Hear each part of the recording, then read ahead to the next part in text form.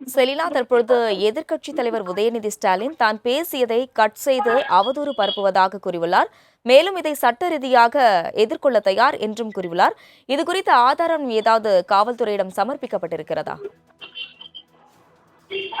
காலையிலேயே உயர்நீதிமன்றத்தில் இது தொடர்பாக புகார் மனு கொடுக்கும் பொழுது குறிப்பாக திமுக தரப்பில் இருந்து இது பழிவாங்கும் நோக்கத்தோடு செய்யப்பட்டிருக்கிறது. அதே போல நாளை சட்டமன்றம் கூட இருக்கக்கூடிய நிலையில் இது போன்ற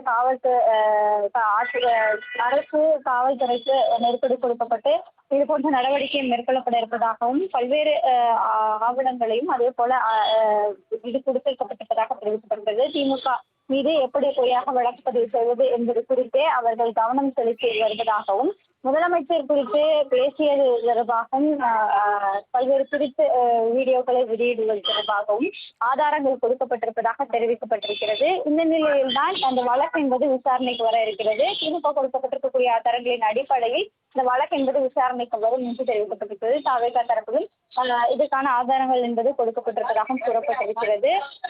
விசாரணை முடிந்த பிறகாக என்ன உயர்நீதிமன்ற தீர்ப்பு என்பது எப்படி வர இருக்கிறது, அதற்கு பிறகு என்ன மாதிரியான நடவடிக்கை மேற்கொள்ளப்பட இருக்கிறார்கள், காவல்துறை கைது நடவடிக்கை என்பது தொடருமா அல்லது காவல்துறை கைது நடவடிக்கையை கைவிடுமா என்பது தொடர்பாக இந்த விசாரணைக்கு பிறகுதான் தெரிய வரும். தற்பொழுது இந்த கைது நடவடிக்கை பிறகாக திமுக சார்பில் பல்வேறு இடங்களில் போராட்டம் நடைபெற்று வருகிறது. கைது நடவடிக்கையின் பொழுது கூட எதிர்க்கட்சித் தலைவர் இதற்கெல்லாம் நாங்கள் அஞ்ச மாட்டோம் என்று தெரிவித்திருக்கிறார்.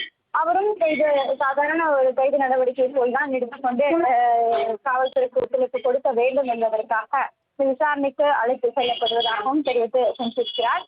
தொடர்ச்சியாகவே அவருடன் அனைத்து திமுக வழக்கறிஞர் பிரிவினர்கள், அதே போல முன்னாள் சட்டமன்ற உறுப்பினர்கள், தற்பொழுது இருக்கக்கூடிய சட்டமன்ற உறுப்பினர்கள், அமைச்சர்கள் என பலரும் அவருடன் இந்த விசாரணைக்கு வாகனங்களில் சென்று கொண்டிருக்கிறார்கள். தஞ்சாவூர் சென்று இந்த விசாரணை முழுமையாக நிறைவு பெற்ற பிறகாக அடுத்த கட்டமாக இந்த நடவடிக்கை மேற்கொள்ளப்பட இருக்கிறது என்பது தொடர்பாக தெரிவிக்கப்படும் பார்க்கப்படுகிறது.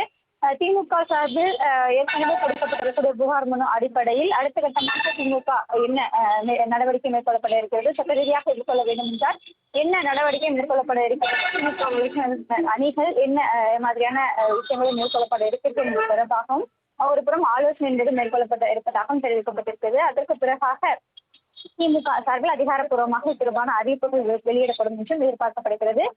திமுக இருக்கக்கூடிய முன்னாள் அமைச்சர்களும் இது தொடர்பாக கண்டனங்களை தெரிவித்திருக்கிறார்கள். அதே போல பல்வேறு அரசியல் கட்சி தலைவர்களும் கூட பழிவாங்கும் நோக்கத்தோடு இந்த கைது நடவடிக்கை என்பது மேற்கொள்ளப்பட்டு இருக்கக்கூடும் என்றும் கண்டனங்களை தெரிவித்து வரக்கூடிய நிலையில்தான் தொடர்ந்து இந்த கைது நடவடிக்கைக்கு பிறகாக என்ன நடவடிக்கை மேற்கொள்ளப்படுகிறது என்பது தொடர்பாகவும் பொறுத்துதான் பார்க்கப்படுகிறது.